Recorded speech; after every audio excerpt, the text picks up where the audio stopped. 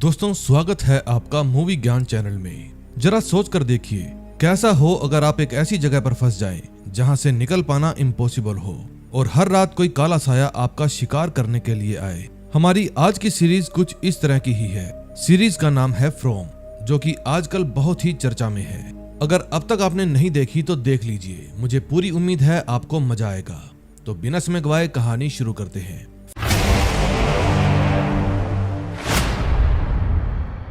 First episode की शुरुआत में हम एक आदमी को देखते हैं जिसका नाम है वॉइड। वो घंटी बजाकर लोगों को अपने अपने घरों में जाने के लिए कह रहा था। इसके बाद हम एक सैरा नाम की लड़की को देखते हैं जो कि एक रेस्टोरेंट में वेटर थी। घंटी की आवाज सुनकर वो भी अपने कस्टमर्स को अपने अपने घरों में जाने के लिए कहती है, क्योंकि कुछ ही देर में अंधेरा होने वाला था। और सभी लोगों के जाने के बाद वो गेट पर एक ताबीज लटका देती है। ये जो वॉइड है ये इस गांव का शेरिफ है और वो पूरे गांव में घूम घूम कर घंटी बजाता है ताकि सभी लोग अपने अपने घरों में चले जाए। ये है डैनी, जो कि पुलिस ऑफिसर है। हर शाम ये अपने पिता के साथ चेस खेलता है। और तभी हम third year medical student Christy को देखते हैं, जो अपनी पढ़ाई के साथ साथ इस गाँव में डॉक्टर का काम करती है। फिर वो डैनी के पिता को बेसमेंट में ले जाने के लिए कहती है, क्योंकि वो हर रात वहीं पर सोते हैं। लेकिन इस बात पर उसके पिताजी भड़क जाते हैं, क्योंकि उन्हें भूलने की बीमारी थी। फिर क्रिस्टी उन्हें अपनी बातों में फंसाकर उनको आराम करने के लिए बेसमेंट में भेज देती है। फिर वे दोनों वहां से बाहर आ जाते हैं। ये दोनों एक दूसरे को काफी पसंद करते हैं। फिर थोड़ी बहुत बात करने के बाद डैनी क्रिस्टी को बाय बोलकर वहां से चला जाता है। फिर क्रिस्टी वापस हॉस्पिटल के अंदर जाती है और अपने दरवाजे पर वैसा ही ताबीज लटका देती है। तभी हम शेरिफ वॉइड को देखते हैं, जो कि दूर से कुछ लोगों को देख रहे थे। उस जगह पर बहुत सारे लोग इकट्ठा रहते थे और उन्हीं में से एक वॉइड का बेटा, जिसका नाम एलिस है, वो भी रहता था। फिर जब वे सब लोग अपने घर के अंदर चले जाते हैं तो वॉइड को थोड़ी राहत मिलती है और वो भी स्टेशन के अंदर आ जाता है। स्टेशन के बाहर एक बोर्ड लगा हुआ था जिस पर लिखा था कि पिछले हादसे को पूरे 96 दिन हो चुके हैं। अब यहाँ किस हादसे की बात हो रही थी ये आपको जल्द ही पता चल जाएगा। तभी हम एक फ्रैंक नाम के आदमी को एक बार में देखते हैं, जो नशे में पूरी तरह से धुत था। फिर बारटेंडर उसको घर जाने के लिए कहता है, लेकिन फ्रैंक उसकी बात नहीं मानता। फिर वो आदमी अपने ताबीज को चेक करता है और अपने घर चला जाता है। इस समय फ्रैंक की फैमिली उसका इंतजार कर रही थी। उसकी फैमिली में उसकी वाइफ और उसकी बेटी थी। फिर उसकी बेटी माया अपनी मॉम से कहती है कि पापा अभी तक वापस क्यों नहीं आए। फिर उसकी माँ उसे दिलासा देती है कि वो जल्द ही आ जाएंगे। तभी रात हो जाती है और माया अपने पापा के लिए प्रार्थना करने लगती है कि उसके पापा जल्द ही घर वापस आ जाएं। लेकिन तभी माया को अपनी खिड़की में एक ओल्ड लेडी दिखाई देती है, जो कि हूबहू उसकी दादी के जैसी थी। वो बूढ़ी औरत उसको खिड़की खोलने के लिए कहती है। फिर माया बिना कुछ सोचे समझे खिड़की को खोल देती है। उसकी माँ उसे रोकने की कोशिश करती है, लेकिन तब तक बहुत देर हो चुकी थी और वो बूढ़ी औरत एक मॉन्स्टर में बदलकर उन दोनों को मार देती है। अगले सीन में हम एक फैमिली वैन को देखते हैं, जिसमें जूली नाम की लड़की अपने छोटे भाई एथन को कहानी सुना रही थी। उस समय उसके पिता जिम वैन को ड्राइव कर रहे थे और उसकी वाइफ तबिता उनके बगल में ही बैठी हुई थी। ये सब उसी गांव के पास से गुजरने वाले थे। अब इनके साथ क्या होगा ये आपको आगे पता चलेगा। दूसरी तरफ फ्रैंक सुबह उठकर जब अपने घर की तरफ जाता है तो देखता है कि उसके घर के बाहर बहुत भीड़ लगी है। उसे कुछ भी समझ में नहीं आता कि आखिर यहाँ पर हुआ क्या है। तभी शेरिफ बहुत ही गुस्से में उसके घर से बाहर आता है और उसको पीटने लग जाता है, क्योंकि उसने फ्रैंक को कई बार चेतावनी दी थी कि वो अपने घर टाइम से पहुंच जाया करे और अपने घर की खिड़की और दरवाजे अच्छे से बंद कर दे, लेकिन उसने ऐसा नहीं किया। फिर शेरिफ फ्रैंक को उसकी कॉलर पकड़कर उसके रूम में ले जाता है, जहां वो अपनी बीवी और बेटी की कटी फटी लाश देखकर घबरा जाता है। शेरिफ को फ्रैंक पर इतना गुस्सा आ रहा था कि अगर उसका बस चलता तो वो इसे यहीं पर मार देता, लेकिन वो खुद को शांत करता है और डैनी को इसे जेल में डालने के लिए कहता है। इसके बाद वो नीचे आकर फादर से बात करने लगता है और उस ताबीज को उठाकर अपने पास रख लेता है। तभी हम उसी फैमिली को देखते हैं जो बातें करते करते आगे बढ़ रहे थे। तभी उनको रास्ते में एक बड़ा सा पेड़ गिरा हुआ मिलता है। फिर वे सभी अपनी वैन से उतरकर उस पेड़ के पास जाते हैं। वहाँ आसपास बहुत सारे कौवे भी मंडरा रहे थे। फिर उन्हें ऐसा लगने लगता है कि ये कौवे उनके ऊपर हमला ना कर दे, इसीलिए वे वापस तुरंत वैन के अंदर चले जाते हैं। तभी हम एक डोना नाम की लेडी को देखते हैं, जो शेरिफ वॉइड को कहती है कि तुम यहाँ पर नहीं आ सकते, लेकिन वॉइड उसे कहता है कि मैं अपने बेटे से मिलने के लिए आया हूँ। फिर डोना वॉइड को उसके बेटे के रूम के पास ले जाती है। उस समय शेरिफ का बेटा एलिस अपनी फ्रेंड फातिमा की पेंटिंग बना रहा था। फिर जब शेरिफ अपने बेटे से मिलता है तो उसका बेटा उनको देखकर खुश नहीं होता, बल्कि नाराज हो जाता है। फिर शेरिफ उसे बताते हैं कि बेटा, गांव में कुछ लोगों की मौत हो गई है और अच्छा होगा तुम उन्हें श्रद्धांजलि देने के लिए आओ। फिर एलिस कहता है ठीक है, मैं इस बारे में सोचूंगा। फिर शेरिफ वहाँ से चले जाते हैं। तभी हम जूली को देखते हैं जो अपनी माँ से कहती है कि यहाँ पर नेटवर्क नहीं है। तभी तविता उससे कहती है कि कहीं हमने हाईवे का साइन मिस तो नहीं कर दिया। फिर जिम कहता है नहीं, हमने अभी तक एक भी साइन मिस नहीं किया। फिर वे वहाँ से एक गलत रास्ता ले लेते हैं और सीधा उसी गाँव में पहुँच जाते हैं जहाँ सैरा उनको बहुत ही हैरानी से देखती रहती है। फिर ये सभी वहाँ पर रुकते नहीं बल्कि वहाँ से बिना रुके आगे बढ़ जाते हैं। उस समय गांव के सभी लोग फ्रैंक की बीवी और बेटी को श्रद्धांजलि देने के लिए आए हुए थे। फिर फादर उन दोनों की आत्मा की शांति के लिए प्रार्थना करते हैं। तभी उनकी फैमिली वैन वहाँ पर आकर रुकती है और सभी लोग उन्हें बहुत ही हैरानी से देखने लगते हैं। फिर शेरिफ गाँव वालों को कहता है कि इनको अचानक से कुछ भी मत बताना वरना ये लोग बहुत ही घबरा जाएंगे। फिर शोक सभा खत्म होने के बाद शेरिफ खुद उनके पास जाता है। फिर जिम उनसे हाईवे का रास्ता पूछता है लेकिन शेरिफ थोड़ा हैरान होकर कहता है कि यहाँ से सीधे चले जाओ, आपको आगे हाईवे का साइन मिल जाएगा। फिर जिम अपनी वैन लेकर वहाँ से चला जाता है।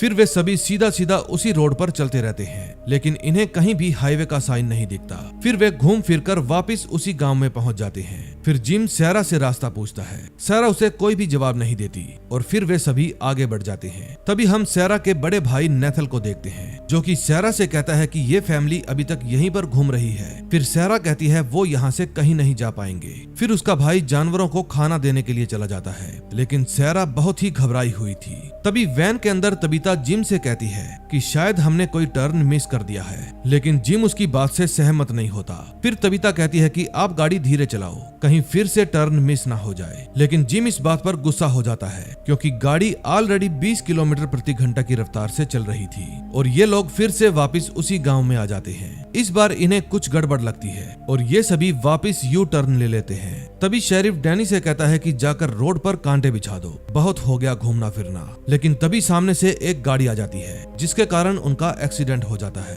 और इनकी वैन पलट जाती है। वैन पलट जाने के कारण ये सभी बाल बाल बचते हैं लेकिन इनका बेटा काफी जख्मी हो जाता है क्योंकि उसके पाँव में एक मेटल की रॉड घुस गई थी। इनका जिस कार के साथ एक्सीडेंट हुआ था उस कार में से रॉबिन नाम का एक आदमी बाहर आता है। रॉबिन के सर पर भी चोट लगी हुई थी और वो जख्मी हालत में ही शहर की तरफ जाने लगता है। उस समय शेरिफ और डैनी रोड पर कांटे बिछा रहे थे कि तभी वो घायल आदमी उनके पास आ जाता है और कहता है कि आगे एक्सीडेंट हो गया है। फिर वॉयड डैनी से रॉबिन को हॉस्पिटल में ले जाने के लिए कहता है और खुद उस फैमिली की हेल्प करने के लिए चला जाता है। फिर डैनी रॉबिन को लेकर हॉस्पिटल पहुंच जाता है जहां क्रिस्टी अपनी नर्स से रॉबिन का ट्रीटमेंट करने के लिए कहती है। फिर डैनी भी क्रिस्टी को लेकर उस एक्सीडेंट वाली जगह के लिए निकल जाता है। वहीं वॉयड को कार में एक दूसरा आदमी भी मिलता है जो पूरी तरह से ड्रग्स के नशे में था। फिर वॉयड उसके हाथ को कार से ही बांध देता है ताकि वो इधर उधर ना भागे और खुद उस फैमिली की मदद करने के लिए पहुंच जाता है। फिर वॉयड को देखकर जिम अपने परिवार की जान बचाने के लिए कहता है। फिर वॉयड भी उस वैन के अंदर आ जाता है और एक एक करके सभी को वैन से बाहर निकालने लगता है। बाकी सब तो ठीक था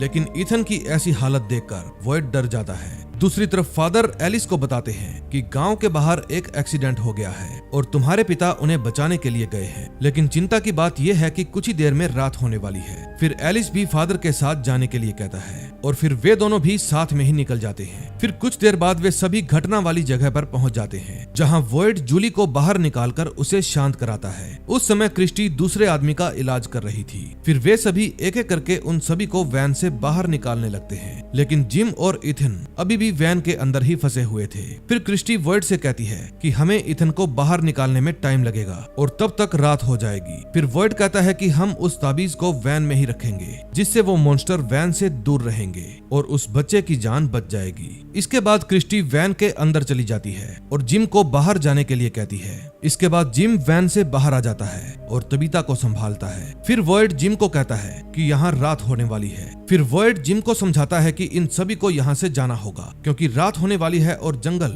इन सब की जान ले लेगा। मैं इन सब की मौत नहीं देखना चाहता। अब वॉयड के मुंह से ऐसी बात सुनने के बाद जिम कंफ्यूज हो जाता है। दूसरी तरफ सारा रॉबिन के पास आती है। रॉबिन एक्सीडेंट की वजह से बहुत ज्यादा घबराया हुआ था। फिर सारा उसे शांत कराती है और एक किस भी करती है। वो कहती है कि इस सब में तुम्हारी कोई भी गलती नहीं थी। फिर वो रोबिन के गले में एक चाकू मार देती है और उसकी जान ले लेती है। दूसरी तरफ वॉइड एलिस को वहां से जाने के लिए कहता है, लेकिन एलिस अपने पिता के फैसले को नहीं मानता। वहीं तबीता और जिम भी एक दूसरे को अकेला नहीं छोड़ना चाहते थे, लेकिन जिम तबीता से कहता है कि मैं यहाँ इथन को संभालूंगा, तुम हमारी बेटी जूली को सेफ रखो, उसे तुम्हारी जरूरत है। इस बात पर तबीता बहुत ही दुखी हो जाती है, क्योंकि उसको अपने आसपास के सभी लोग काफी अजीब लग रहे थे। फिर वे सभी वहाँ से निकल जाते हैं, लेकिन जब डैनी उन सबको लेकर वहाँ से जा रहा था तो उसी के लगाए हुए कार स्टॉपर से उनकी कार पंचर हो जाती है और ऊपर से रात भी होने वाली थी। फिर वे सब अपनी जान बचाने के लिए घर की तरफ भागते हैं। दूसरी तरफ वैन में वॉइड अपना तिलिस्मी ताबीज लगाता है और जिम को कहता है कि ये पत्थर हमारी रक्षा करेगा। कुछ देर बाद इथन को होश आने लगता है और वो दर्द से तड़पने लगता है। फिर वॉइड उनको बताता है कि वे लोग आ रहे हैं। तभी हम बहुत सारे मॉन्स्टर्स को देखते हैं जो कि उसी वैन की तरफ बढ़ रहे थे। देखने में तो वे लोग बिल्कुल इंसानों जैसे लग रहे थे। अब नेक्स्ट एपिसोड में देखेंगे ये उनके साथ क्या करते हैं। सेकंड एपिसोड की शुरुआत में हम देखते हैं डैनी काफी गुस्से में था और पेड़ को काटने की कोशिश कर रहा था। अब कहानी वापस पिछली रात पे जाती है, जहां वैन में इथन बुरी तरह से तड़प रहा था। जिम, वॉइड और क्रिस्टी उसकी हेल्प करने की कोशिश कर रहे थे और उसकी बिगड़ती हुई हालत को देखकर काफी चिंतित थे। तभी वैन के बाहर से मॉन्स्टर की आवाज आती है कि अगर आपको किसी भी हेल्प की जरूरत है तो हम आपके पास आ सकते हैं। कितने हेल्पफुल मॉन्स्टर हैं। जिम तो उन लोगों की हेल्प लेना चाहता था, लेकिन वॉइड उसे कहता है कि बाहर घूम रहे ये इंसान मॉन्स्टर हैं। फिर जिम वॉइड की बात मान जाता है। बाहर खड़े मॉन्स्टर बार बार उनको कहते हैं कि क्या हम अंदर आ जाएं, लेकिन कोई भी उनकी बात का जवाब नहीं देता। दूसरी तरफ तबीता, जूली और उस नशेड़ी को कॉलोनी हाउस में पहुंचा दिया जाता है। वो आदमी अभी भी नशे में था। उसे कुछ भी समझ में नहीं आ रहा था कि वे लोग इन्हें अंदर क्यों नहीं आने देते। तभी वहाँ पर डोना आती है और कहती है कि बाहर फंसे सभी लोगों को घर के अंदर आने दो। तभी जूली को एक मॉन्स्टर नजर आता है। फिर डैनी उन सभी को बचाने के लिए उन मॉन्स्टर पर गोलियां चलाने लगता है, लेकिन गोलियों से कुछ भी फर्क नहीं पड़ता। फिर वे दरवाजा खोलकर उन सबको अंदर ले लेते हैं और मॉन्स्टर के आने से पहले ही दरवाजा बंद कर देते हैं। फिर डोना कॉलोनी हाउस के नियमों के अनुसार सभी को अलग अलग करके बांधने लगती है और सभी लोग उसकी बात से एग्री कर जाते हैं। दूसरी तरफ वैन के ऊपर से मॉन्स्टर गायब हो चुके थे। फिर जिम उनसे मॉन्स्टर के बारे में पूछने लगता है। वॉइड कहता है कि हमें उन मॉन्स्टर के बारे में ज्यादा नहीं पता, लेकिन हम इतना जानते हैं कि ये तिलिस्मी ताबीज हमें उनसे बचा कर रखेगा। वे हमसे अंदर आने की परमिशन मांगते हैं और अगर हम उन्हें परमिशन दे दें तो वे अंदर आ जाते हैं और वहाँ पर मौजूद सभी लोगों को मार देते हैं। दूसरी तरफ चेड एलिस को उसके रूम में सुलाने के लिए लाता है, जहाँ कॉलोनी हाउस की एक लड़की उससे काफी अट्रैक्ट हो जाती है। फिर वो उसके हाथ की महंगी घड़ी देखने लग जाती है और उसका ध्यान रखने के लिए वहीं पर रुक जाती है। दूसरी तरफ तबीता डोना से इस जगह के बारे में पूछती है। फिर डोना उसे यहाँ के बारे में बताने लग जाती है। तभी जूली के पास विक्टर नाम का एक आदमी आता है। फिर जूली उसे देखकर डर जाती है, लेकिन तभी वहाँ पर फातिमा भी आ जाती है और विक्टर को वहाँ से जाने के लिए कहती है। फिर फातिमा उसको विक्टर के बारे में बताती है कि विक्टर काफी अजीब आदमी है। फिर वो जूली को आजाद कर देती है और इस जगह के बारे में बताने लगती है। वो कहती है कि जब भी यहाँ कोई नया आदमी आता है तो शुरू में उसे हमसे काफी डर लगता है, लेकिन हम सब नए बंदों की हेल्प करते हैं और उन्हें यहाँ के रूल्स के बारे में बताते हैं। फिर वो जूली को एलिस के रूम में ले जाती है और एलिस की बनाई हुई पेंटिंग्स दिखाने लगती है। फिर वो जूली से कहती है कि एलिस के आने के बाद मैं तुम्हारी भी एक पेंटिंग बनवा दूंगी, क्योंकि तुम बहुत ही खूबसूरत हो। ये बात सुनकर जूली हंसने लगती है। फिर फातिमा उसे बताती है कि मॉन्स्टर खिड़की के बाहर आ जाते हैं और हमें फुसलाने के लिए बहुत प्यारी प्यारी बातें करते हैं ताकि वो हमारे दिमाग पर कंट्रोल कर सके, लेकिन हमें उन मॉन्स्टर को हमारे दिमाग पर कब्जा करने से रोकना है। ठीक ऐसे ही वो मॉन्स्टर जिम को भी फुसलाने की कोशिश कर रहे थे। जिम भी धीरे धीरे उनकी बातों में आने लगता है और वैन का दरवाजा खोलने लगता है, लेकिन वॉइड उसे ऐसा करने से मना कर देता है और उसको शांत रहने के लिए कहता है। दूसरी तरफ डैनी अपने फादर के साथ था। फिर एलिस उनको कहता है कि हमने उन तीनों को बचा लिया है और प्रोटोकॉल के हिसाब से उनके हाथ पांव बांधकर उनको चीजें समझाई जा रही हैं। डैनी एलिस को बिल्कुल भी पसंद नहीं करता था, इसलिए कई बार उनमें आपसी मनमुटाव हो जाता था, लेकिन फादर उन दोनों को शांत करवाते हैं और एलिस को वहां से जाने के लिए कहते हैं। उस समय डैनी के पिता नर्स के साथ चेस खेल रहे थे और उनकी भूलने की बीमारी दिन ब दिन बढ़ती जा रही थी। अगले सीन में हम देखते हैं जिम और वॉइड इथन को पकड़े हुए थे और क्रिस्टी इथन के पांव से रोड निकालती है और उसका इलाज शुरू कर देती है। दूसरी तरफ हॉस्पिटल में टोबे मर चुका था और सारा ने उसको इसलिए मारा क्योंकि वो उन मॉन्स्टर के कंट्रोल में थी। ऐसा लग रहा था कि वो उनकी सारी बातें मानती थी। फिर वो टोबे के गले से चाकू निकालती है और एक औजार से टोबे के सारे दांतों को निकालने लगती है। उस समय डैनी और फादर डैनी के पिता के बारे में ही बात कर रहे थे कि वो काफी धार्मिक इंसान है। तभी डैनी वैन में फंसे हुए लोगों की चिंता करने लगता है। फिर फादर उसे कहते हैं कि उन्हें कुछ नहीं होगा। तभी एलिस भी अपने रूम में जाकर सोने लगता है, लेकिन तभी वहाँ पर उसे जूली मिलती है और फिर वे दोनों उस जगह के बारे में बात करने लगते हैं। तबीता भी अब तक डोना से इस जगह के बारे में सारी बातें जान चुकी थी और सारी बातें जानने के बाद वो घबरा जाती है। फिर डोना तबीता को अपनी बहन के बारे में बताती है कि एक दिन हम दोनों ही शिकार के लिए निकले थे और तुम्हारे ही जैसे हमें भी रास्ते में एक गिरा हुआ पेड़ मिला। फिर हमने एक गलत रास्ता ले लिया और इस जगह पर आकर फंस गए। फिर हम जब यहाँ पर आए तो हमें एक आदमी मिला और हमने उसे उड़ा दिया, लेकिन तभी वो आदमी एक मॉन्स्टर में बदल गया। आज भी वो उस रास्ते में लोगों को हंट करता है। फिर एक दिन एक मॉन्स्टर ने मेरी बहन को भी मार डाला, जिससे हम सब ने खुद को बचाने के लिए एक जगह ढूंढी और फिर हम सब यहीं पर रहने लगे। आज भी मुझे मेरी बहन की आवाज सुनाई देती है। अब तुमको भी खुद को इस माहौल में ढालना होगा, क्योंकि तुम यहाँ से वापस नहीं जा सकती। दूसरी तरफ वैन में जिम और क्रिस्टी दोनों बात कर रहे थे। तभी क्रिस्टी उसे अपने बारे में बताते हुए कहती है कि मैं एक मेडिकल स्टूडेंट थी, लेकिन अब मैं यहाँ पर एक डॉक्टर बनकर सबका इलाज करती हूँ। इतने में इथन होश में आ जाता है और वो सपने में ही एक काफी खतरनाक पेंटिंग का जिक्र करने लगता है और वो जगह असल में विक्टर का घर था, जहाँ उसने बिल्कुल वैसी ही पेंटिंग बनाई थी, लेकिन वैन में सबको वो चीज एक सपना लगती है। फिर कुछ देर बाद हम डैनी और फादर को देखते हैं। उस समय डैनी काफी नशे में था। फिर वो फादर से कहता है कि मेरे पिता अपने भूलने की बीमारी के चलते सब लोगों को काफी परेशान करते हैं। मेरी माँ भी उनसे काफी परेशान हो गई थी। फिर फादर उसे संभालता है और वे दोनों अपने घर चले जाते हैं। तभी नाथन देखता है कि उसकी बहन सारा रो रही है।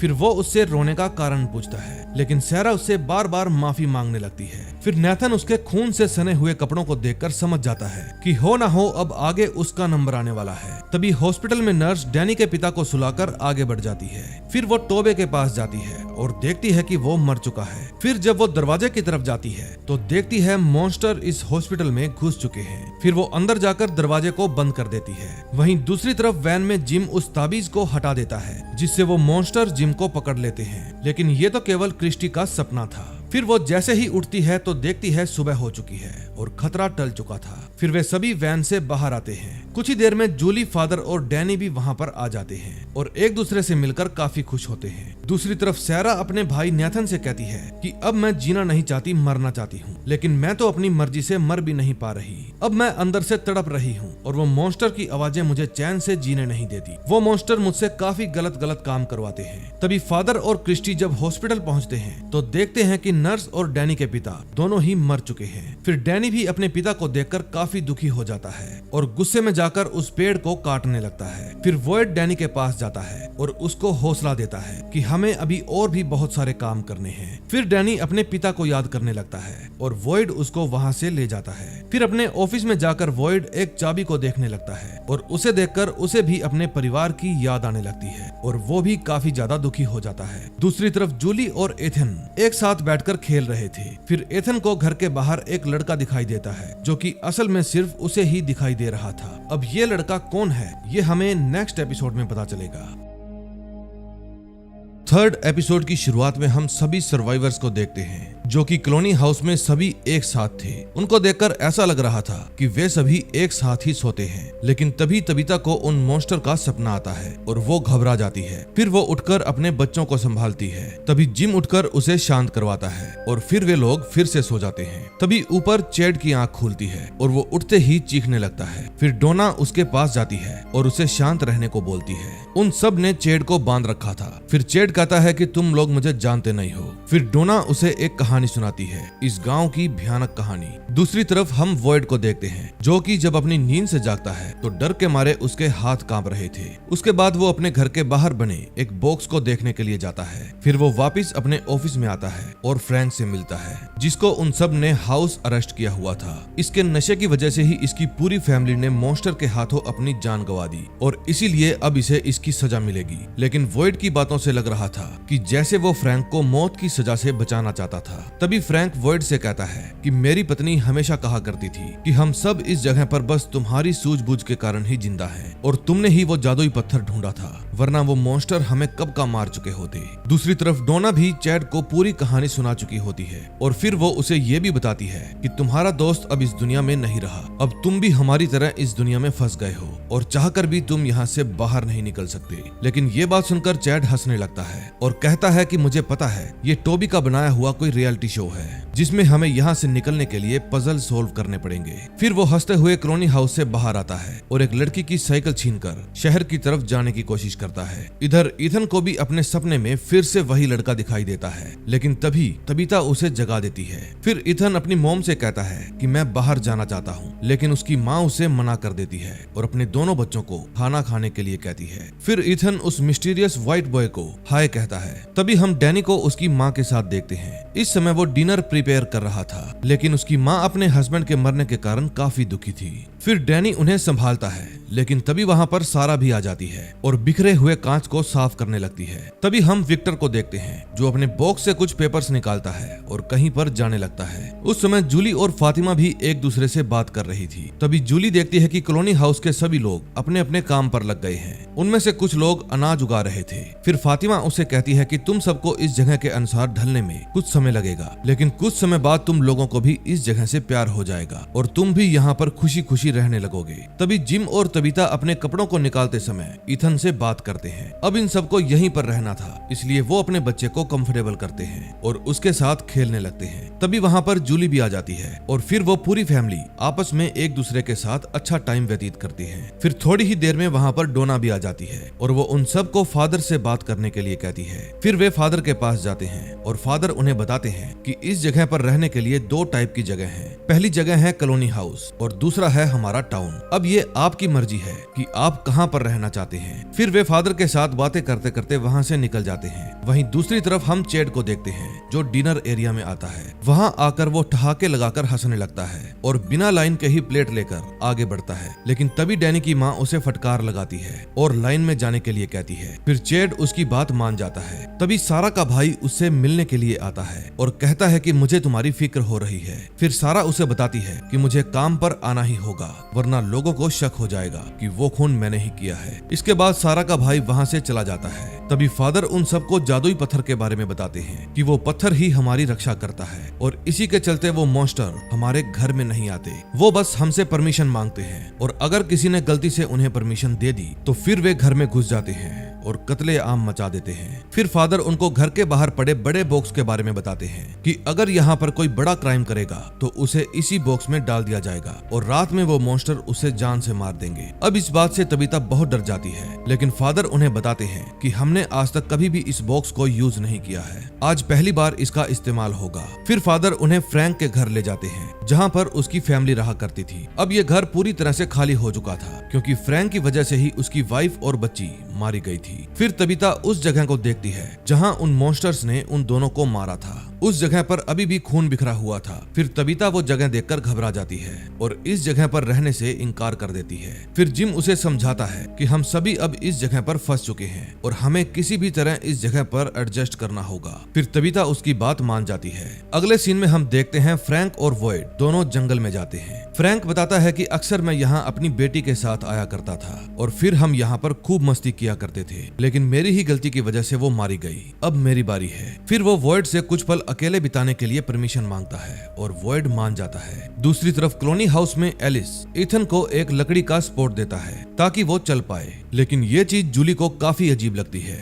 और वो फातिमा से कहती है कि आखिर तुम सब हमारी हेल्प क्यों कर रहे हो। इस बात पर फातिमा उसे कहती है कि यहाँ पर हम सभी बहुत अकेले हैं और हर कोई चाहता है कि वो किसी की हेल्प करे ताकि कुछ पल के लिए ही सही हमारा अकेलापन दूर हो जाए। उस समय डैनी और चैड एक दूसरे से बात कर रहे थे। फिर चैड कहता है कि मैं जानता हूँ कि बाकी के मेंबर्स भी यहीं कहीं पर छुपे होंगे और शायद तुम मुझे कोई क्लू देने के लिए आए हो, लेकिन डैनी उसे समझाने लगता है कि ऐसा कुछ भी नहीं है। मैं बस तुम्हारी हेल्प करना चाहता था। इसके बाद चेड वहां से चला जाता है। तभी वहां पर क्रिस्टी आ जाती है और डैनी उसे चेड के बारे में बताने लग जाता है। दूसरी तरफ विक्टर अपनी कैलकुलेशन कर रहा था। फिर जब वो जंगल की तरफ जाता है तो उसे वहां पर ईथन मिलता है और वो विक्टर से पूछता है कि तुम क्या ढूंढ रहे हो, लेकिन विक्टर उसे बताता है कि मैं तुम्हें बिल्कुल भी पसंद नहीं करता। तभी ईथन उसे कहता है कि मुझे यहाँ पर एक सफेद लड़का मिला था, और ये बात सुनकर विक्टर चौंक जाता है और बताता है कि मैंने भी उसे पहले देखा था, वो मेरा दोस्त हुआ करता था, और अगर अगली बार तुम्हें वो व्हाइट बॉय मिले तो कहना कि विक्टर ने हाय बोला है। तभी जूली ईथन को देख लेती है और उसे अंदर ले जाती है। चेड भी यहाँ से निकलने के लिए हर मुमकिन कोशिश करता है। फिर वो एक स्टोरेज रूम में घुस जाता है जहाँ उसे बॉक्स के अंदर एक लाश मिलती है जो उसके टच करने मात्र से ही चीखने लगती है। फिर चेड बहुत डर जाता है और वहाँ से बाहर आ जाता है। चेड कहता है कि ये तो काफी अच्छा शो है जो कि बिल्कुल रियल लग रहा है। फिर वो साइकिल लेकर वहाँ से चला जाता है। अगले सीन में हम वॉइड को चर्च में देखते हैं जो कि फादर से कहता है कि मुझे फ्रैंक को बॉक्स में नहीं डालना क्योंकि मैं किसी को मौत की सजा नहीं दे सकता। मैंने उस बॉक्स को सिर्फ इसलिए बनाया था ताकि लोगों के अंदर एक डर बना रहे और हर कोई अपने नियमों का सही से पालन करे। फिर फादर कहते हैं कि अगर तुमने उसे सजा नहीं दी तो आगे से तुम्हारी बात को कोई नहीं सुनेगा। फिर सब लोग रूल्स तोड़ेंगे और एक एक करके सब मारे जाएंगे। इस शहर को तुमने बनाया है, इसलिए लोगों के दिलों के अंदर तुम्हारी दहशत होनी चाहिए, वरना ये सभी अपने रास्ते से भटक जाएंगे और मॉन्स्टर्स के हाथों मारे जाएंगे। फिर वॉइड अगेन कहता है कि मैं किसी की जान नहीं ले सकता, लेकिन फादर उसे समझाते हैं कि तुम अपना रूल नहीं तोड़ सकते। फिर वॉइड फादर को घटिया प्रीस्ट बोलकर वहाँ से चला जाता है। फिर वो खुद ही उस बॉक्स के अंदर आ जाता है और उदास होकर बैठ जाता है। तभी उसे अपनी पत्नी की याद आने लगती है।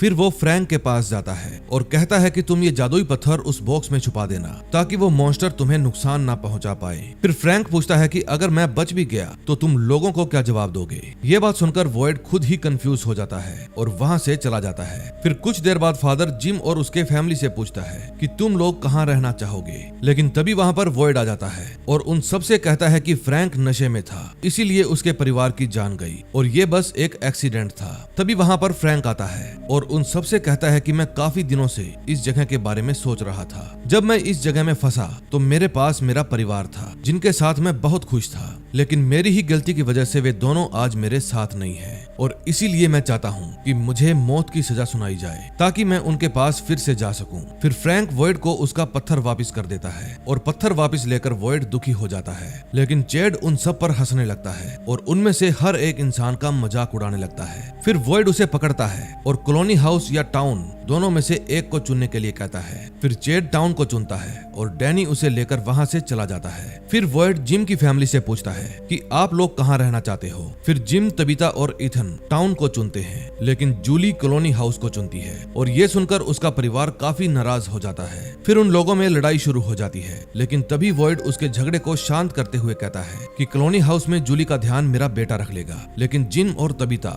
इस बात से बिल्कुल भी खुश नहीं थे, लेकिन अब वे बेचारे कर भी क्या सकते थे, उनके पास कोई दूसरा रास्ता नहीं था। फिर फादर उन सबको अपने अपने घर वापस जाने के लिए कहता है और वे सभी लोग वहाँ से निकल जाते हैं। इसके बाद डैनी चेड को कब्रिस्तान में लेकर जाता है और टोबी की लाश दिखाता है। उसकी लाश देखकर चेड की हालत खराब हो जाती है और वो कहता है कि मुझे किसी भी हालत में यहाँ से निकलना है। अब धीरे धीरे उसे समझ में आ जाता है कि वो इस शहर में फंस चुका है और कभी भी यहाँ से बाहर नहीं जा पाएगा। फिर वो फूट फूट कर रोने लगता है। तभी शाम हो जाती है। फिर वॉइड फ्रैंक को उस बॉक्स के अंदर बंद करने के लिए लेकर जाता है। ऐसा करने के लिए फ्रैंक वॉइड को थैंक्स बोलता है और कहता है कि मेरी पत्नी हमेशा कहती थी कि तुम सबसे बेस्ट हो। फिर वो बॉक्स के अंदर चला जाता है और सब लोग अपने अपने घर की तरफ जाने लगते हैं। अब जिम और उसकी फैमिली भी फ्रैंक के घर में शिफ्ट हो जाते हैं। फिर वे सभी दरवाजे लॉक कर देते हैं और उस जादुई पत्थर को चेक करते हैं। दूसरी तरफ मिस चैन अपने पति को काफी मिस कर रही थी। डैनी भी चेड को अपने घर पर ले आता है और अपनी माँ से मिलवाता है। दूसरी तरफ तबीता ईथन को सुलाने लगती है,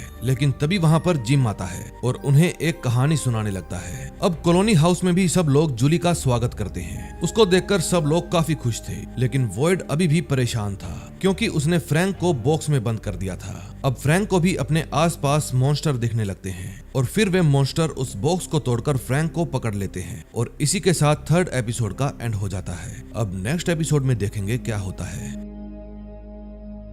फोर्थ एपिसोड की शुरुआत पास्ट से होती है। तभी हम एक बच्चे को देखते हैं जो अपने लंच बॉक्स के साथ स्टोरेज रूम से बाहर निकल कर आता है। ये बच्चा कोई और नहीं बल्कि विक्टर है, जो कि इस टाउन में सबसे पुराना फंसा हुआ इंसान था। बाहर निकलकर वो देखता है कि मॉन्स्टर्स ने काफी लोगों को मार दिया है और उनको देखकर विक्टर काफी डर जाता है। अब कहानी प्रेजेंट में आती है। इस समय विक्टर जूली की सोते हुए की तस्वीर बना रहा था, लेकिन तभी जूली की आंख खुल जाती है और वो विक्टर पर काफी गुस्सा करती है। फिर विक्टर उसे बताता है कि मैं तुम्हारी तस्वीर बना रहा था ताकि तुम मुझे याद रहो, क्योंकि मुझे सपने और हकीकत में फर्क करना नहीं आता। फिर वो जूली को उसकी तस्वीर देकर वहाँ से चला जाता है। इतने में वहाँ पर ट्रूडी आती है और वो जूली से मिलती है। वो जूली को कहती है कि तुम काफी अच्छी लग रही हो। फिर जूली बताती है कि मेरे पास भी बिल्कुल तुम्हारे जैसे कपड़े हैं। फिर ट्रूडी कहती है ये मेरे नहीं तुम्हारे ही कपड़े हैं, क्योंकि यहाँ पर सभी लोग एक दूसरे की चीजें शेयर करते हैं। लेकिन ये चीज जूली को बिल्कुल भी पसंद नहीं आती। दूसरी तरफ वॉइड बॉक्स के अंदर मरे हुए फ्रैंक को देखता है और वो उसकी मौत से काफी दुखी हो जाता है। अब वॉइड को इस जगह की सफाई भी करनी थी।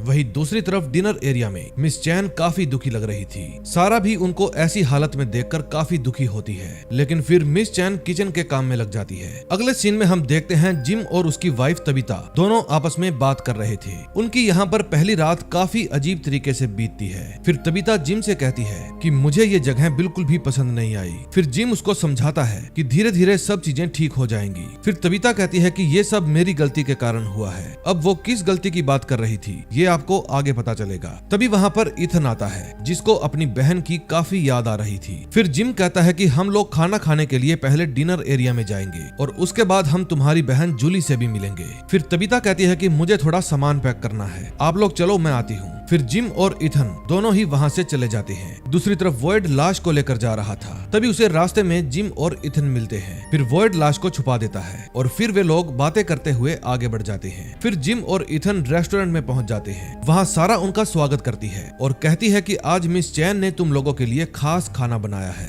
ये बात सुनकर इथन काफी खुश होता है। फिर सारा वहाँ से निकल जाती है। इतने में वॉइड भी लाश को लेकर कब्रिस्तान में पहुंच जाता है, जहाँ उसे फादर मिलते हैं। फादर उस लाश को दफनाने वाले थे, लेकिन वॉइड उसकी मौत से काफी दुखी था और वहाँ से चला जाता है। तभी डैनी चैड से मिलने जाता है और उससे ब्रेकफास्ट के बारे में पूछता है। उसकी बात सुनकर चैड मान जाता है। फिर वे दोनों पहले स्टोरेज रूम में पहुंच जाते हैं। वहाँ चैड डैनी को निशान और बॉक्स के बारे में बताता है, जहाँ पर उसको डेड बॉडी दिखाई दी थी, लेकिन अब वो वहाँ से गायब हो चुकी थी। फिर डैनी कहता है कि जब यहाँ पर नए लोग आते हैं तब उन्हें काफी सारी अजीब अजीब चीजें दिखाई देती हैं। फिर चैड कहता है कि मैंने कई बार नशा किया है, इसलिए मुझे पता है कि क्या असली है और क्या नकली। मैंने यहाँ पर लाश देखी थी का मतलब देखी थी। फिर डैनी कहता है हाँ, हो सकता है तुमने लाश देखी हो, लेकिन अभी चलो यहाँ से। फिर वे दोनों वहाँ से निकल जाते हैं। दूसरी तरफ मिस चैन इथन को खाना देती है, जिसको वो काफी खुशी खुशी खाता है। फिर मिस चैन जिम की तारीफ करती है, क्योंकि वो इन भयानक खतरों से अपने परिवार की रक्षा कर रहा था। फिर इथन अपने पापा से पूछता है कि हम यहाँ कितने दिन और रुकने वाले हैं। फिर जिम जवाब देता है कि हम यहाँ कुछ दिन और रुकेंगे और उसके बाद यहाँ से चले जाएंगे। फिर वो वॉशरूम में जाता है, क्योंकि अपने बेटे के सवालों से वो उदास हो गया था।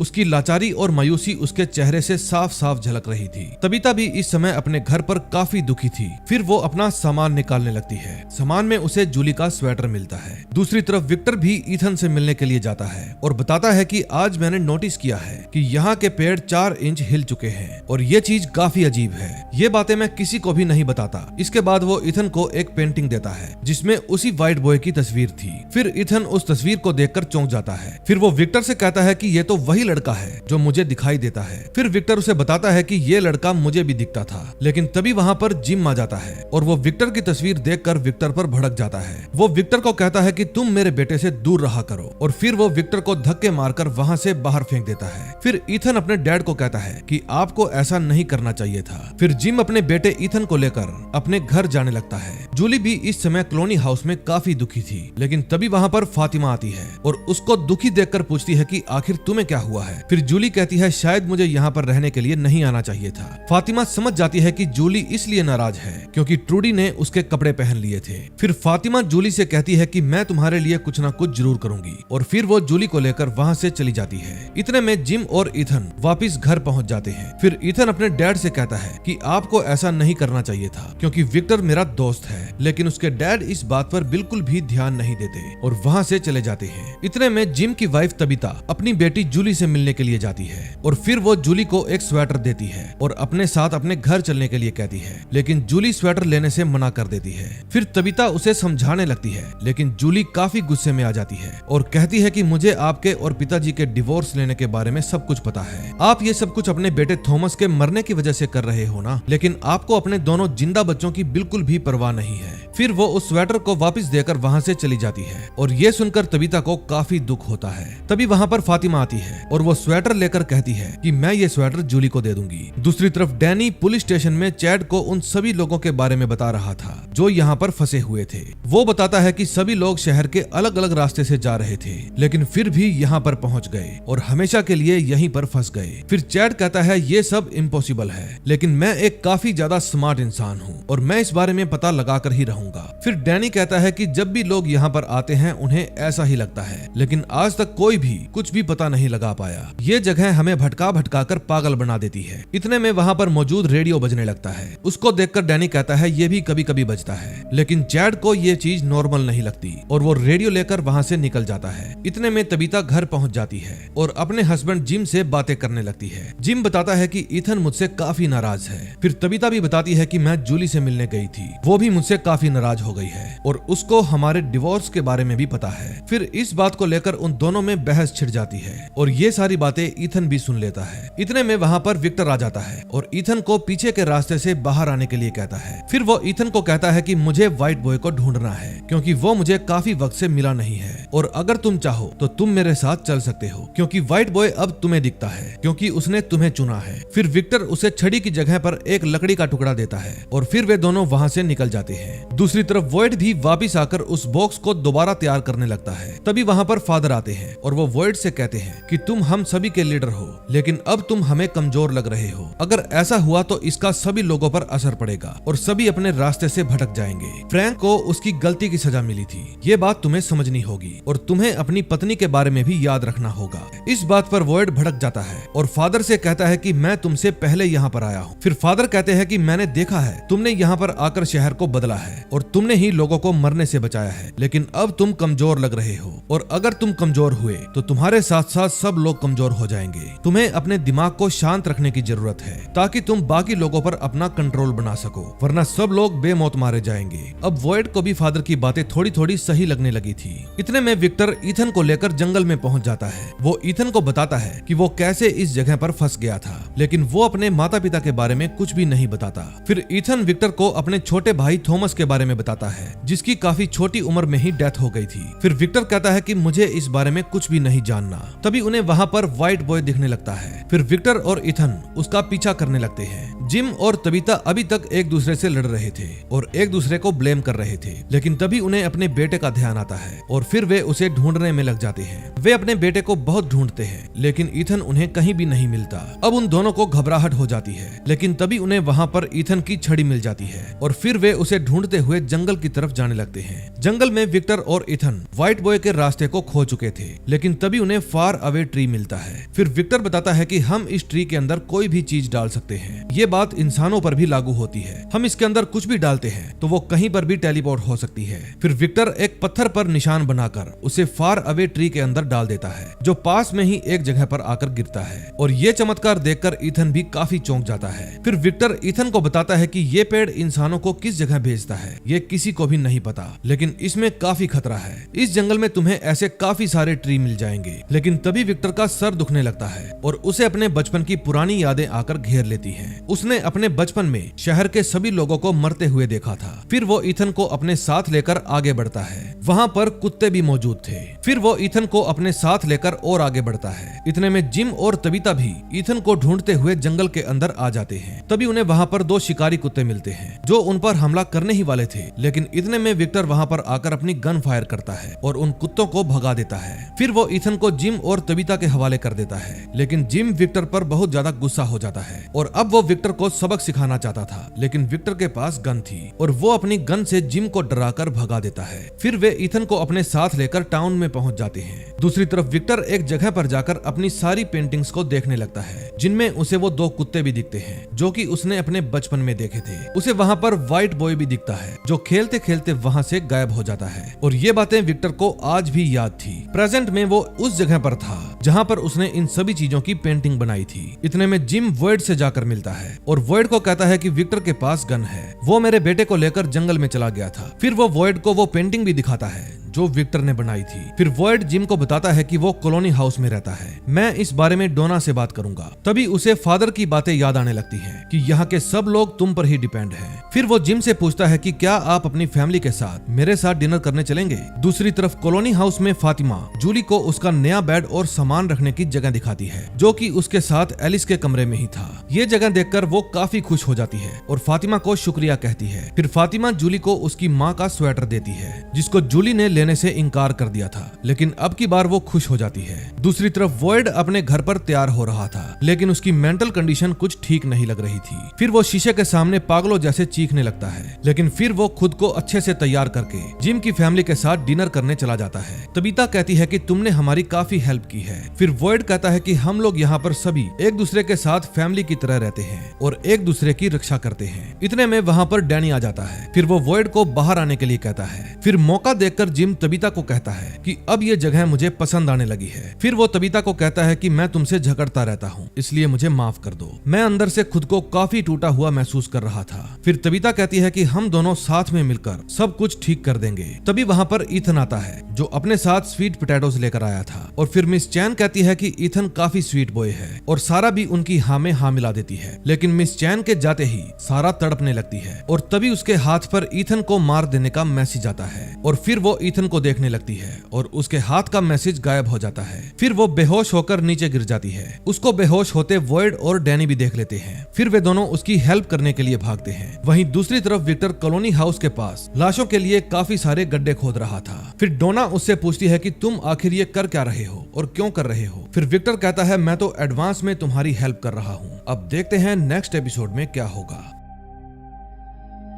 5th एपिसोड की शुरुआत में हम विक्टर को देखते हैं जिसने काफी सारे गड्ढे खोद रखे थे। वो डोना को बताता है कि जब मैंने पहली बार व्हाइट बॉय को देखा तब इस शहर में काफी कत्लेआम हुआ था। अब मैंने उसे फिर से देखा है, इसलिए मैं पहले से ही गड्ढे खोदकर तैयारी कर रहा हूँ क्योंकि बहुत सारे लोगों की जान जाने वाली है। दूसरी तरफ नेथन जब अपने जानवरों को चारा डाल रहा था तभी उसके पास एक लड़की आती है और वो उसे सारा के बारे में बताती है।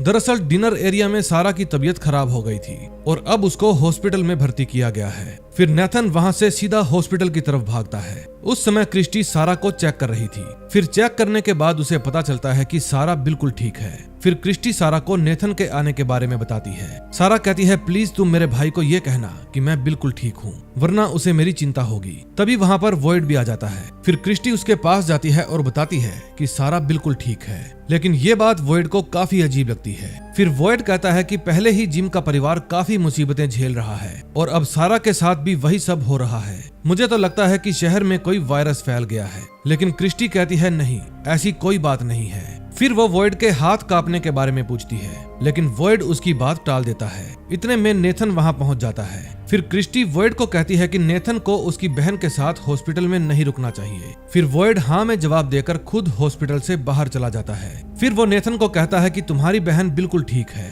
और तुम कल आकर उसे मिल लेना, लेकिन नेथन सारा से अभी की अभी मिलना चाहता था। फिर वॉइड उसे मना कर देता है और बिना किसी सवाल जवाब के नेथन उसकी बात मान लेता है। उस समय क्रिस्टी भी ये सब देख रही थी। दूसरी तरफ जिम के घर पर ईथन सारा के लिए काफी दुखी था। फिर जिम उसे कहता है कि क्रिस्टी सारा का ध्यान रख लेगी, अब हम सभी को आपस में गेम खेलनी चाहिए। फिर जिम तबीता से कहता है कि जब हम यहाँ पर आए तो हमारे पास लोगों से पूछने के लिए काफी सारे सवाल थे। अब उन सभी सवालों को हम दीवार पर लिखना शुरू करेंगे ताकि हमें उन सवालों के जवाब ढूंढने में हेल्प मिले। फिर जिम उन सवालों को दीवार पर लिखना शुरू कर देता है। दूसरी तरफ नेथन को सारा के खून से सने हुए कपड़े मिलते हैं और फिर उसे अपनी बहन की फिक्र होने लगती है। वहीं दूसरी तरफ हॉस्पिटल में सारा देखती है कि उसके हाथ के निशान गायब हो चुके हैं, लेकिन उसे नेथन को मारने का मैसेज अभी भी याद था। फिर वो क्रिस्टी के पास जाती है और कहती है कि मुझे नींद नहीं आ रही।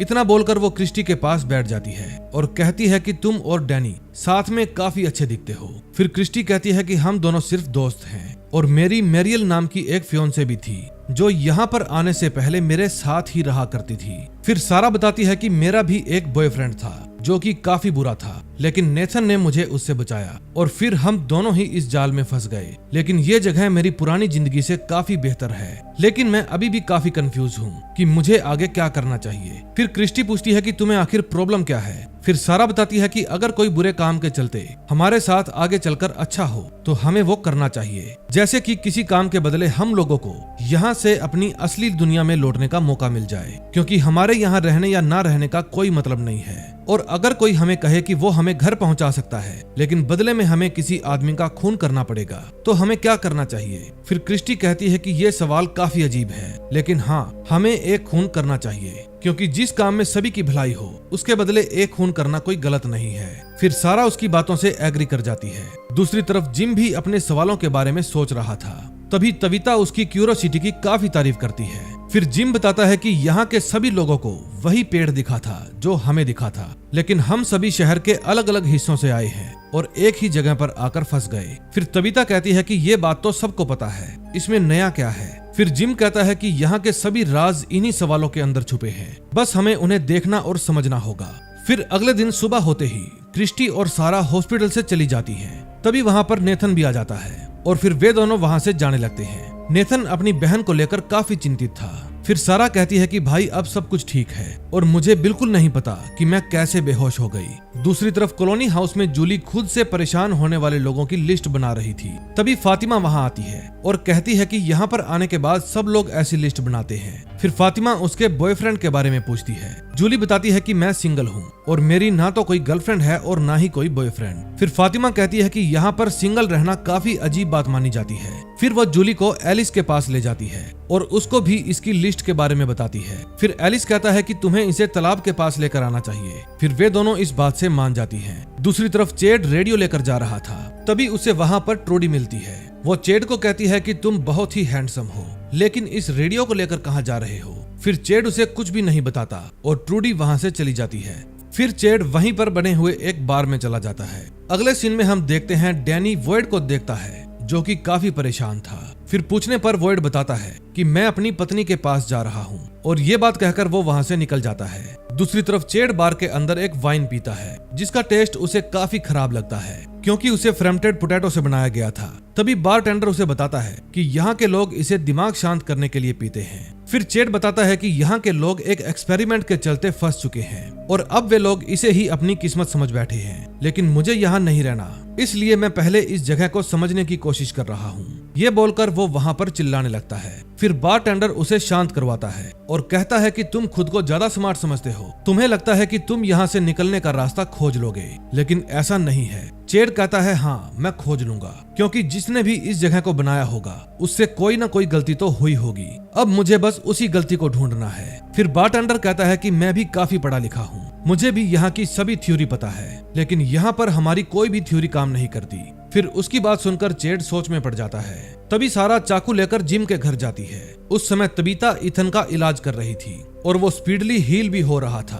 तभी इथन कहता है कि ये जगह काफी स्पेशल है क्योंकि यहाँ पर आने के बाद हम सभी काफी बदल गए हैं। तभी वहाँ पर सारा आ जाती है और तबीता से कहती है कि मैं इथन से मिलने आई हूँ, अब मैं बिल्कुल ठीक हूँ। फिर इथन सारा के साथ खेलने की जिद करता है और फिर वे दोनों बाहर आकर खेलने लगते हैं। तभी सारा के दिमाग में इथन को मारने का ख्याल आता है। दूसरी तरफ जूली को लेकर फातिमा एक तालाब के पास जाती है। ये जगह कॉलोनी वालों की फेवरेट जगह में से एक थी और वे लोग यहाँ पर खूब एंजॉय कर रहे थे। फिर जूली कहती है कि हमें भी इन लोगों को ज्वाइन करना चाहिए, लेकिन फातिमा उसे अपने बारे में बताने लगती है कि मैं अपने माता पिता के साथ अपने अंकल के घर पर जाने के लिए रवाना हुई थी और वहाँ पर पहुंचकर हम लोग काफी मस्ती करने वाले थे, लेकिन वहाँ पर एक पटाखा फूटने की वजह से पूरा घर जलकर तबाह हो गया और मेरा पूरा परिवार मारा गया। इस दुनिया में हर जगह मॉन्स्टर्स हैं, लेकिन हमें बुराई को भूलकर हर चीज की अच्छाई को देखना चाहिए। तभी वहाँ पर एलिस भी आ जाता है और वो फातिमा को लेकर पानी में कूद जाता है। वहीं दूसरी तरफ इथन और सारा आपस में बातें कर रहे थे। फिर सारा उसे बताती है कि मैं कुछ महीनों से यहाँ पर हूँ, लेकिन इथन कहता है कि मैं कुछ ही दिनों में यहाँ से निकल जाऊंगा। तभी वहाँ पर तबीता आ जाती है। फिर सारा कहती है कि मैं इथन को अपने भाई के एनिमल फार्म में ले जाना चाहती हूँ। इस बात पर तबीता मान जाती है और वो भी उनके साथ चलने के लिए तैयार होने लगती है। फिर वो जिम को बताकर सारा के साथ चली जाती है। दूसरी तरफ वॉयड भी अपनी पत्नी की कब्र पर पहुंच जाता है और उसको वहां पर सभी होने वाली वाली घटनाओं के बारे में बताने लगता है। वो अपनी पत्नी को अपने हाथ वाली बीमारी के बारे में भी बताता है कि मेरे हाथ की कंडीशन काफी खराब हो चुकी है, लेकिन उसके पास इस जगह से निकलने का कोई रास्ता ही नहीं था। वॉइड ने कई बार यहाँ से निकलने का प्लान बनाया था, लेकिन हर बार उसके हाथ सिर्फ नाकामी ही लगती थी। फिर वो हंसने लगता है और कहता है कि मेरे पास रिस्क उठाने के अलावा कोई और दूसरा रास्ता ही नहीं बचा। अब तुमको ही मेरी हेल्प करनी होगी। अब प्लीज तुम मुझे कोई साइन दो ताकि मुझे यहाँ से निकलने का रास्ता मिल सके। दूसरी तरफ नेथन आकर फादर से मिलता है। उस समय फादर वहीं पर शांति से बैठे हुए थे। फिर नेथन कहता है कि मुझे एक कन्फेशन करना है, आजकल मुझे काफी बुरा लग रहा है। फिर फादर उसे अपनी बात करने को बोलते हैं। दूसरी तरफ ईथन जानवरों के साथ खेल रहा था। फिर सारा कहती है कि तुम्हारा परिवार काफी अच्छा है, लेकिन तबीता कहती है कि यहाँ के लोग काफी डरे हुए हैं, उन सबको एक बार हमारे घर पर आना चाहिए। फिर सारा बताती है कि अगर हमारे घर पर वो जादुई पत्थर ना हो तो हम किसी दूसरी जगह पर भी मॉन्स्टर से बचने के लिए छुप सकते हैं। ये बात आपको पता होनी चाहिए, मेरे घर में भी एक ऐसी जगह है। फिर सारा तबीता को लेकर अपने घर की वो जगह दिखाने के लिए ले जाती है। वहीं दूसरी तरफ फादर नेथन के ऊपर काफी गुस्सा करते हैं और वो सारा को रोकने के लिए भागते हैं। तभी सारा तबीता को उसी जगह पर ले जाती है और एक कमरे के अंदर बंद कर देती है। फिर वो कहती है कि ये सब कुछ मैं हम सभी के लिए कर रही हूँ। दूसरी तरफ नेथन डिनर एरिया में जाता है और सभी से सारा के बारे में पूछता है। फिर एक लड़का उसे बताता है कि सारा ईथन को लेकर तुम्हारे फार्म पर गई है। फिर नेथन वहाँ से अपने फार्म की तरफ भागता है। फार्म में सारा ईथन के पास आती है और जब ईथन को अपनी मां नहीं दिखती तो वो सारा से डरने लगता है। सारा कहती है कि प्लीज तुम मुझे माफ कर दो। अब रूम के अंदर तबीता चिल्ला रही थी और बाहर सारा ईथन को पकड़ने की कोशिश कर रही थी। फिर वो उसे पकड़ लेती है, लेकिन तब तक नेथन भी वहां पर पहुंच जाता है और वो सारा को रोकने की कोशिश करता है, लेकिन सारा का चाकू गलती से उसके गले पर लग जाता है, जिससे उसका गला कट जाने के कारण मौत हो जाती है। इतने में फादर भी वहां पर पहुंच जाते हैं और ईथन वहां से भाग जाता है। फिर वो भागते हुए अपनी बहन जूली से मिलता है। उस समय वो बहुत ज्यादा घबराया हुआ था। फिर जूली उसे शांत कराती है। इतने में जिम भी वहां पर आ जाता है और तबीता को आवाज लगाने लगता है। उसकी आवाज सुनकर तबीता हेल्प के लिए चिल्लाती है और फिर जिम उसे आजाद कर देता है। फिर वे दोनों बाहर आते हैं, लेकिन ईथन वहां पर नहीं था। इतने में जूली ईथन को लेकर आ जाती है। फिर अपने बच्चों को सही सलामत देखकर उन दोनों को राहत मिलती है। फिर क्रिस्टी नाथन को चेक करती है और उसे पता चलता है कि नेथन तो पहले ही मर चुका है। फिर फादर वॉइड को बताते हैं कि सारा यहाँ से भाग चुकी है। फिर कुछ ही देर में वे सभी लोग अपने घर की तरफ जाने लगते हैं। फिर वॉइड और फादर जिम से बात करने के लिए जाते हैं। फिर जिम उन पर काफी गुस्सा होता है और कहता है कि ये जगह तो फैमिली जैसी बिल्कुल भी नहीं है, क्योंकि अभी हमें यहाँ पर रहते एक हफ्ता भी नहीं हुआ और तुम्हारी ही टाउन की एक लड़की मेरे बेटे को जान से मारने वाली थी। यहाँ पर रहने वाले लोग इंसान नहीं जानवर हैं। फिर जिम अपने घर वापस आ जाता है। फिर जूली बताती है कि ईथन मुझे जंगल से भागता हुआ मिला था। फिर जूली ईथन को लेकर अपने रूम में चली जाती है। फिर जिम इस जगह से निकलने के लिए अपने सवालों के जवाब ढूंढने लग जाता है। दूसरी तरफ वॉइड क्रिस्टी के पास आता है। उस समय वो काफी दुखी लग रही थी। फिर वॉइड के पूछने पर वो बताती है कि सारा ने मुझे कल इस बारे में बताया था, लेकिन मैं ही इन चीजों को समझ नहीं पाई। फिर वॉइड कहता है कि इसमें तुम्हारी कोई भी गलती नहीं है। क्रिस्टी कहती है कि मैंने उसके साथ पूरी रात बिताई। वो मुझे काफी शांत लग रही थी, लेकिन मैंने उसे सही सलाह नहीं दी, इसी वजह से ये सब कुछ हुआ। फिर वॉइड कहता है कि मुझे तुम पर भरोसा है। तुमने सारा से जो कुछ भी कहा होगा वो सही ही कहा होगा और मुझे पता है तुम भले ही एक को बचाने में नाकामयाब हुई, लेकिन आगे चलकर तुम कई लोगों की जान बचाओगी। फिर क्रिस्टी वॉइड को कहती है कि आपको थोड़ा आराम करना चाहिए। तभी वहाँ पर रेडियो बजने लगता है और वॉइड को इस जगह से निकलने का एक संकेत मिलता है। दोस्तों, अब हम नेक्स्ट वीडियो में देखेंगे कि क्या वॉइड इस जगह से निकलने का रास्ता ढूंढ पाएगा या नहीं, या फिर विक्टर ने जो कब्रें खोदी थी और उसके मुताबिक यहाँ पर कोई कत्लेआम होने वाला था, क्या वो सच में होगा। जिम और उसकी फैमिली के साथ क्या क्या होगा, ये सब हम नेक्स्ट वीडियो में कवर करेंगे। सो अगर अब तक आपने हमारा चैनल सब्सक्राइब नहीं किया तो कर ले। हम मिलेंगे नेक्स्ट वीडियो में। Till then, bye bye.